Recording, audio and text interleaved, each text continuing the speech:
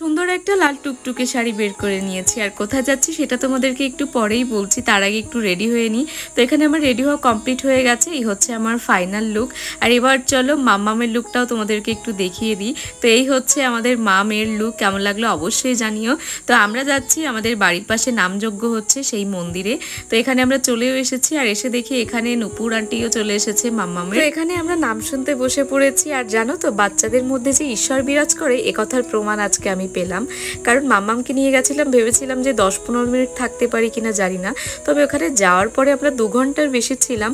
আর মাম্মাম একটু দুষ্টুমি করেনি, ও প্রচণ্ড এক্সাইটেড হয়ে সব কিছু শুনছিল, নাম শুনছিল। তো এই জিনিসটা আমার এত ভালো লেগেছে।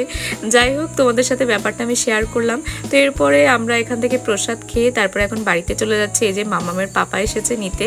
তো এরপরে কিছু খাবার দাবার কিনে চলে গেলাম বাড়িতে। তো চলো, তোমাদের সাথে দেখা হচ্ছে আমার নেক্সট ভিডিওতে।